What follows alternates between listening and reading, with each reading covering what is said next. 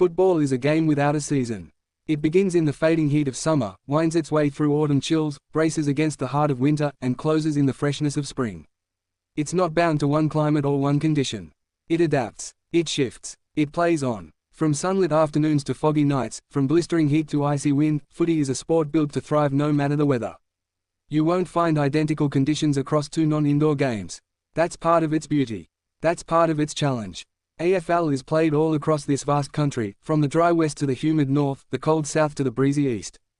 There's no guarantee of sunshine. There's no reprieve from the rain. And yet, every week, players line up, bootlaces tied tight, jerseys stuck to wet skin or dry with sweat.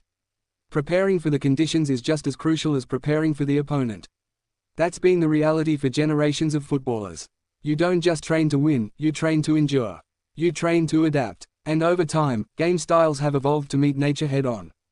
The boot manufacturers, ball designers, and sports scientists have all had their say too. From sticky grips to sturdier studs, ice vests to moisture-resistant footballs, every angle has been explored. But the most important factor still comes down to feel, familiarity, and instinct, the footballer's innate ability to read the game and the weather. These days, footy is stretching further across the calendar. The season is longer. The temperatures are rising. More games than ever are being played in high heat, introducing yet another element that alters the game's complexion. Not every team responds to weather the same way. Some thrive in chaos. Others crumble. Winter still remains the core of footy. That cold and wet stretch of the year has shaped the very foundations of the sport. Aussie Rules was developed as a winter alternative to cricket. Where the cricket pitch stopped, the oval began. Back in the suburban glory days of the game, mud was part of the badge of honor. Boots caked in it. Jerseys clinging to skin soaked in rain and sweat. The ball skidding, slipping, bouncing unpredictably. Those visuals are less common today. Turf technology has improved, drainage systems have advanced, but the fundamentals of winter footy remain. Slippery conditions, lower scoring, increased physicality. Rain-soaked games are different beasts. There's a distinct lexicon around them. A different approach. A different tempo. Craig McRae, then the coach of Richmond's VFL team and now the head coach of Collingwood, once explained wet weather footy in the simplest terms: go back to basics. It's about just doing the fundamentals right, not trying to overuse it, he said. Playing a lot of contested footy, kicking long down the line, it sort of plays into wet weather conditions well. In other words, get territory. Get forward. Get dirty. Punching the ball off the ground, instead of fumbling to pick it up. Kicking long instead of short, sharp handballs. It might not be pretty. But it works. And no one's done it better in recent years than Collingwood. Since 2022, the Pies have had the best record in wet conditions. That's not a coincidence, it's strategy. It's buy-in. Of course, not all teams get the same exposure to wet weather. The indoor haven of Docklands reduces the number of wet weather games for teams based there. Perth offers drier conditions. Meanwhile, outdoor Victorian clubs and Sydney teams can find themselves playing up to 1 in 6 games in the rain. Experience counts. So does physicality. When the rain comes, so do the stoppages.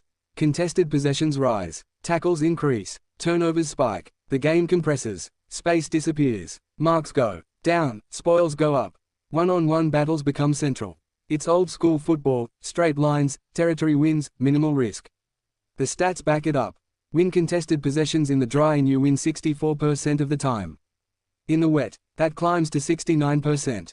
If you win forward 50 ground ball gets, the scramble battles in scoring territory, it jumps from 61% to 72% in the wet.